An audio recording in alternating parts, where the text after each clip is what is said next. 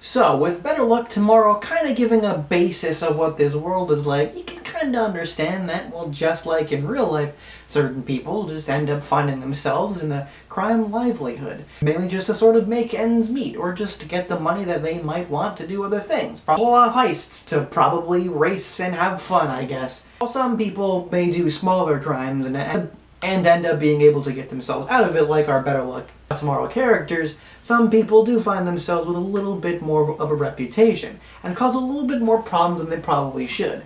This, of course, is where we get to our main characters here. Dominic Toretto meeting up with LA cop Brian O'Connor, and with their paths crossing, we meet our true main characters, and we get into the real beginning of the Fast Saga, with the previous one as kind of being a bit of a taste of the world. Now we're diving right into it, with The Fast and the Furious, specifically with the "thes" in the title, because we need to specify it thanks to the fourth movie, but we'll talk about that one later. Setting up production of this movie with help of Neil H. Hortz and Universal Pictures, they began the next big high-octane movie, which people were just trying to make as much as possible and to make the next big thing. They were going to call it Redline, but then they had the much more snappier, better title, The Fast and the Furious. Unfortunately, finding out that there's a 50s movie with that exact same name, so... Ugh. But instead of backing down, they bought the fucking rights to the name of the movie, so alright. Not that I'll ever watch that movie, but if they ever do retcon it into the timeline, then might as well. And I'm glad they did, because would you have seen a Redline 9? No, The Fast and the Furious is just a much better title. Shooting in various locations in Los Angeles and in parts of Southern California, mainly the Dodger Stadium and the opening scene, Angelino Heights, Silver Lake, and Echo Park, as well to just clear off the Dominigoni Parkway for the whole big last heist scene.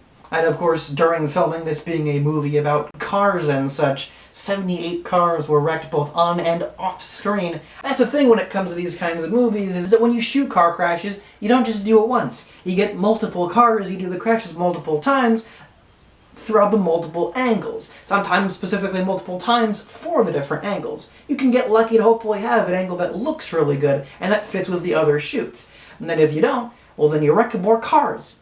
That's where most of the budget went. People weren't big names. I'm sure you definitely know about our main characters and who they're played by because of these movies.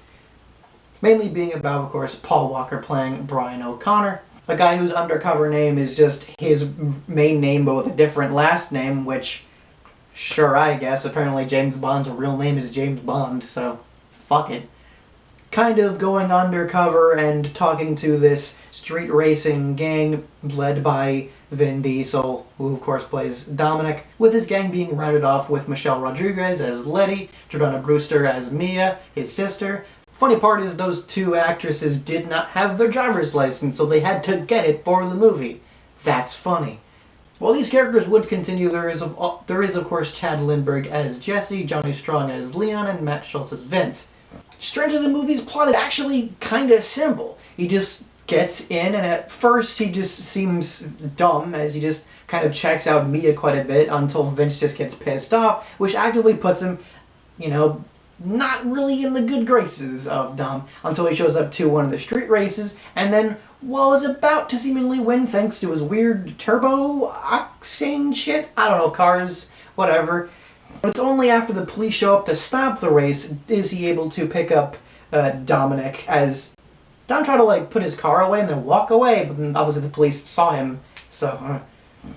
But it's because of our boy Brian that Dom is able to get out of there, and this kind of puts him in the good graces. He kind of incorporates himself into the group, even though Vince doesn't like him all that much, and he slowly does sort of figure out what's going on there.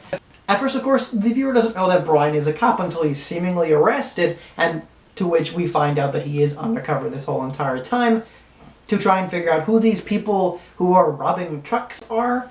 As he gets in with the gang, we meet Johnny Tran, played by Rick Yoon, and his gang, who are very suspicious and kind of a bunch of assholes, and Brian sort of tries to look into them and the dealings of Johnny Tran and those around him. This actually gets him caught by Dom, and he nearly blows his cover, but he's able to convince Dom to go with him, and we do see inside Johnny Tran's garage as they're hiding there. We see that he's still an asshole, but it's because of what Brian finds there. Does he tell the cops that he's working with to send the SWAT team after them? Of course, those CDs are entirely legally bought, which is weird, but okay. To which then Brian figures out that it is obviously Dom, and to try and make sure that Dom doesn't get killed by these truck drivers that they're robbing from, because the truck drivers are getting really pissed off about the whole being robbed thing, he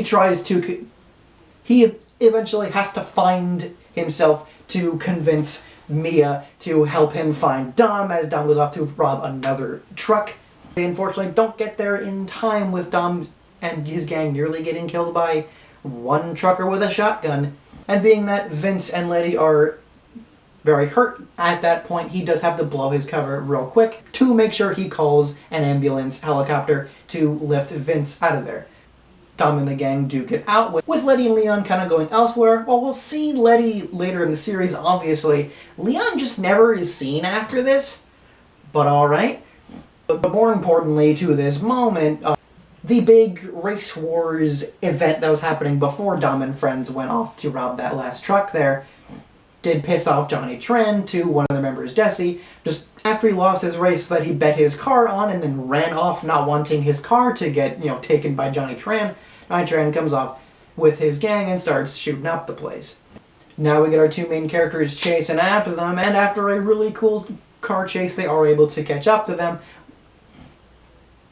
where I believe one of the guys that Dom just kind of knocks down doesn't die, but Johnny Tran is shot and is killed. This, though, our two main characters do drive off in a final little race there, where they, in a funny little tidbit when you realize how they did this, they do drive so fast they're able to beat a train, but they obviously, shot them coming up to the train as it was coming, stopped, and then got a second scene of them driving after the train, because obviously you wouldn't put anyone, not even a stuntman, driving so fast that they could possibly beat a train.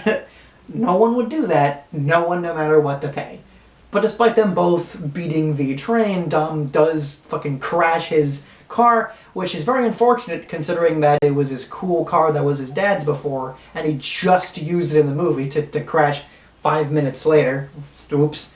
Because Brian has really connected to these characters, he allows Dom to drive off, which of course will piss off the police, which will lead to Brian going on the run in the next movie. But we'll get to that one. The movie's not all that deep, it's just an undercover cop finds some stuff to try and figure out this sort of ring, grows to like the people, and does have to uncover himself when they find the real sort of bad guys here. This is the exact same plot as another certain surf movie that you may have heard about. This criticism has been brought over multiple times, and, it's accurate, but it's not the exact same plot, and these characters have their own whole thing to them. Sorry that being a best friend with someone is apparently something that no one else can do because another movie did it. Whatever. It's a simple plot and it's not that deep, but you're not supposed to think that deeply about Fast and the Furious movies. That's what makes them good, though. You're here for a nice, fun time and with very likable characters, and that's what you get here. The movie is incredibly fast, its editing is just all over the place, it's incredibly frantic, and this is mainly meant to show off the just high energy that this movie was trying to exude. It's crazy, it is just nonsense, and it takes itself way too seriously. Especially with the constant, early 2000s rap and rock music going just throughout the whole entire movie. I think only twice they're actively in universe, one of which is a Ludacris song, by the way, though we only hear the Nate Dogg part of that song, so maybe in the Fast and Furious universe, we either have Tej from Too Fast, Too Furious being Ludacris, and he's either actually Ludacris or he is the one rapping the song, or Holding Different Area Codes is specifically Nate Dogg and he made it instead of Ludacris. Now I'm questioning that too much, but it's in universe, so... But again, you don't question these movies, they're just here for crazy fun, and this movie gives it. With its editing, it really shows off that It greatly shows off the crazy fast cars racing as fast as they possibly can, and they do a damn good job of splitting in the different multiple crashes of the different cars that they crash constantly in this movie. Though they'll certainly crash more cars going forward, it looks really nice in this. It looks real. This looks like it was a real fucking car crash. And despite the really crazy fast editing in this movie, which was the style at the time, this is actively the most realistic of the movies. You know, characters do get hurt when they get in the car crash. They are nearly killed, and there's genuine actual stakes throughout that last little truck scene. And honestly, the characters are so likable that you do really follow their journey throughout this movie, and when Brian has to reveal himself, you really care when Vin Diesel, or his Dom, is so pissed off at him at that moment. You feel that. And I really gotta give the movie that credit, that it generally builds up these characters' whole relationship very nicely and very believably. Again, none of these characters are deep. They're just kind of regular, kind of joking, quip, spurting characters that just sort of mess with each other. In that way, they're, the realistic friends. They mess with each other, but they know that there is a time to mess with each other and to yell at each other, but to also just sort of sit at a table and just be a family. This is before the movie really was all about being a family, but you do really feel this sort of friendly bond with these characters, and it's actually believable that Brian would kind of start to like these people. Or it's a little bit too quick that he just gets into this and then breaks the law by doing so.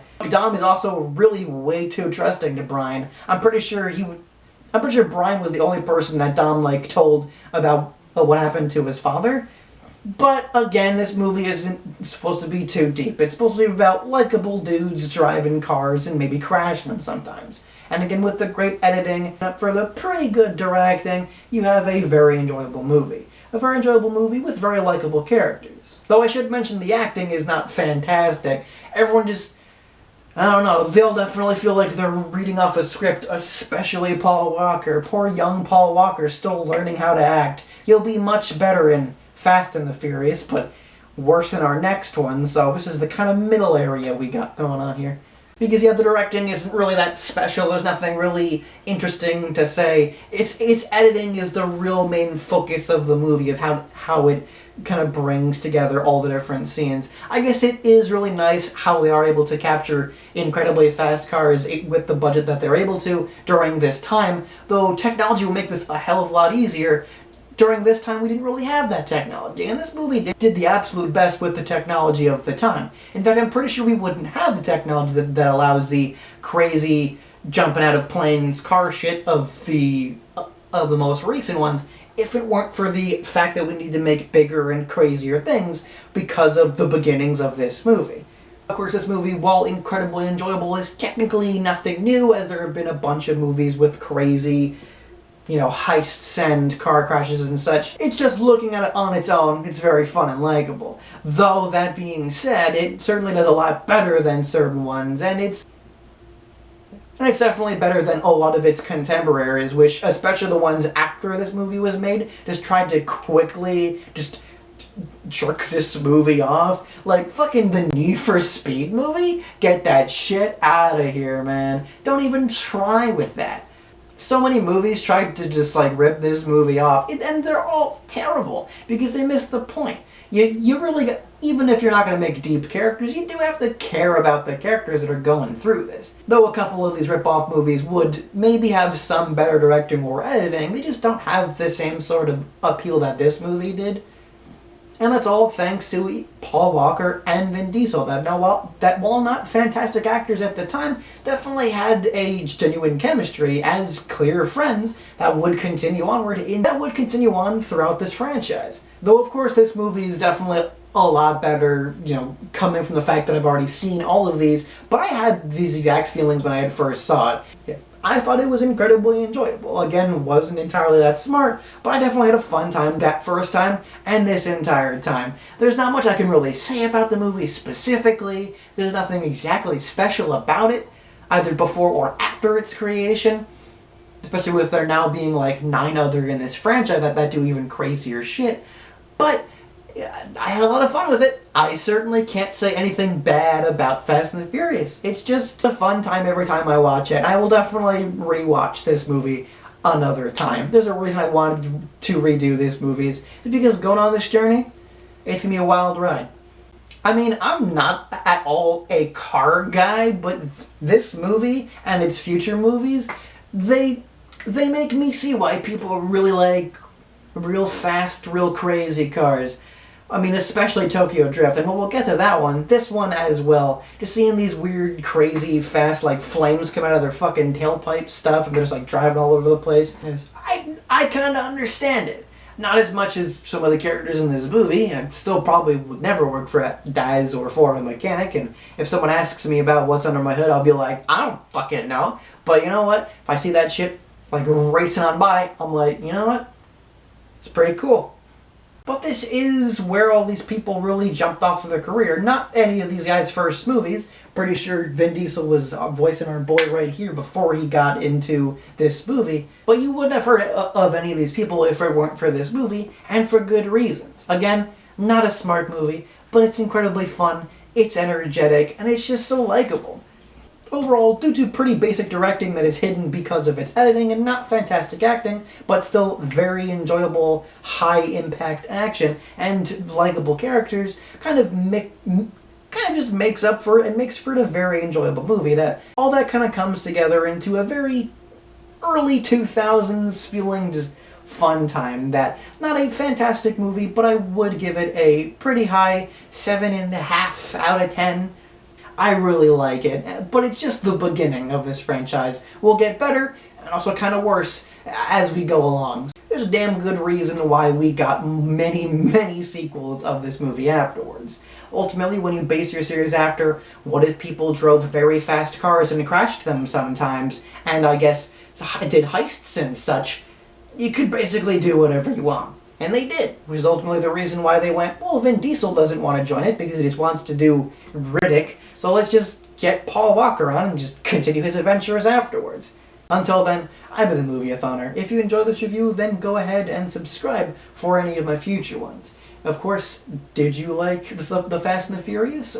Is it your favorite one, or do you think it's actually not as good as people think it is? Well, then leave that stuff in the comments. I'd definitely like to hear about it. Most importantly, stay good, stay safe, and don't be an asshole.